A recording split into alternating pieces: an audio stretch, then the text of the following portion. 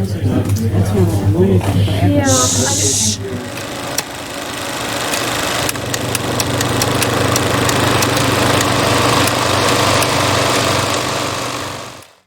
welcome back to Reactioncast. It's your host, Jesus, aka Tyrant Dominus, here to give you another movie review. And today we're diving deep into Until Dawn, the movie adaptation of the cult classic horror game that had huge potential. But wow, did it take some wild turns? Did it deliver the chills we wanted, or was it dead on arrival? I'm looking for my sister. Does she look familiar to you? She's gone missing. I didn't say that. Do a lot of people go missing around here? Up the road, that's where people get into trouble. Those were the first people here in years. Looks like it too. Weird.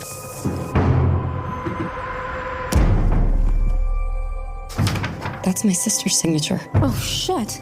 Guys, check it out. What happened to these people? Where's my car? Where's Megan?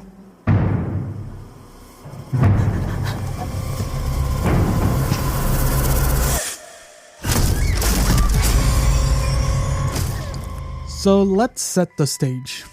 Until Dawn, the game, was all about choice-driven storytelling. Each decision you made could mean life or death for the characters. A butterfly effect mechanics, tension, real consequences. It kept you on edge. Now, the movie, it chucks all that straight out the window.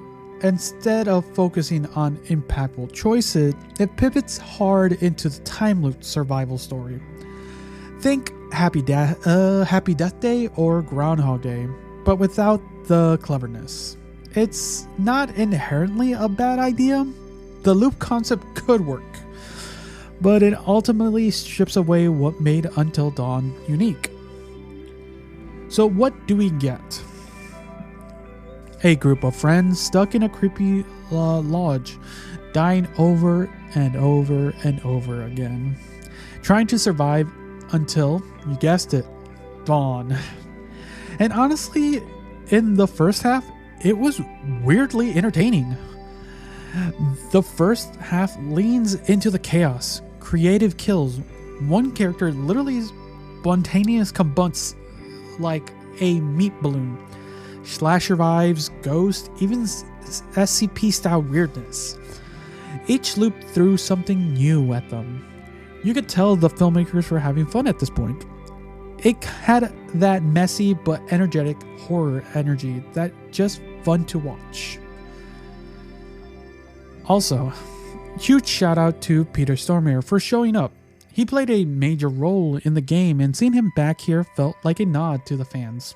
Whether he did it for a paycheck or the love, respect either way.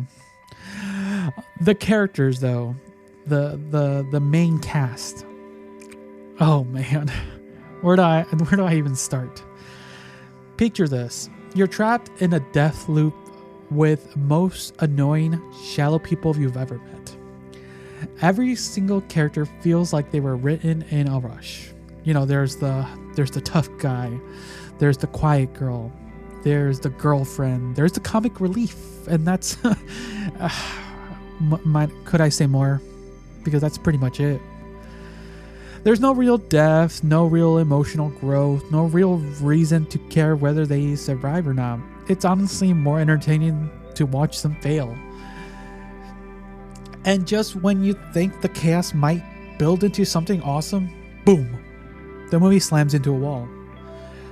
Halfway through, they skip over what could have been the best parts. They fast forward from, like, I believe it's the third or fourth night, maybe the fifth night, and they go straight until the final 13th night. Using, I kid you not, a quick montage from one of the characters' phone to summarize all the events in between deaths.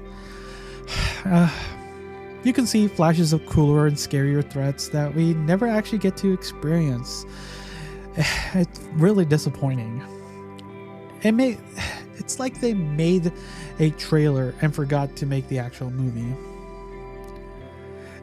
And let's not sugarcoat it. Exposition City. population us. The second half is just characters sitting around explaining the rules of the world repeatedly.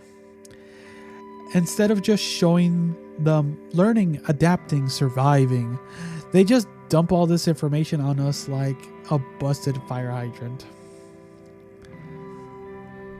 Let's talk about the emotional payoff from these characters. You'd expect at least, at the very least, some emotional connection from some of the characters, mostly the main character who's looking for her lost sister. Maybe just one heartfelt moment, one inspirational survival speech? Wrong.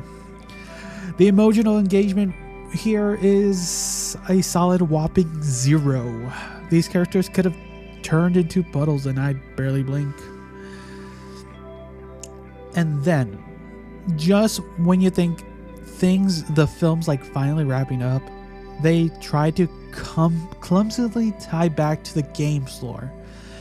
It feels like a super last minute, barely thought through, and it's not enough to save the narrative's myth.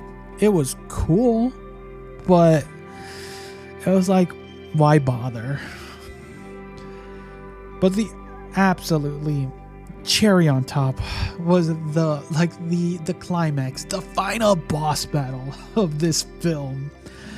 Peter Stormere's, I believe that's how you pronounce his name. I might be bad at pronouncing that name, but his big bad villain, his send off is just spoilers. He just drinks contaminated coffee from a cup left under a leaking pipe, and then kaboom, explodes. Oh, wow. Didn't see that one coming. It kind of looked like there was 2 choices. At least that was something. Maybe. I'm not... At the end of the day, I'm not even mad. That's what's so ridiculous. And it's so ridiculous, it almost saves the movie. Almost. I'm not saying it does. Here are my kind of final thoughts on this movie. Until Dawn had such a promising chaotic horror premise. The first half is entertaining as hell. Like, it's just fun, a little spooky, just crazy. Just wanting to see what the next thing that will show up to kill them or event or something. The second half, just a complete meltdown. Just nonsense for being nonsense. It feels less like a real movie and more like an expensive ad to get you interested in playing the Until Dawn games, or the main game. There's like a multiple series, but and you know what? I might actually just go back and play the game because honestly, it's a better use of your time. So, honestly, watch the first half, laugh at the dumb deaths, enjoy the wild horror ride. But then when they kind of just end up holed up in the bathroom, you can kind of stop and pretend that was the end, because you'll have a better time. But yeah, those were my thoughts on the Until Dawn movie. Let me know your thoughts down below. Leave a comment if you're listening or watching this on Spotify or YouTube. Don't forget to hit that like button if you enjoyed my thoughts or have any other things. And if you've been enjoying all my movie and show reviews as of recently, don't forget to hit that subscribe button. I really do appreciate it. So, which horror game do you think deserves a movie adaptation that actually gets it right? Thanks again for listening or watching. Until next time, see ya. See ya. See ya. See ya.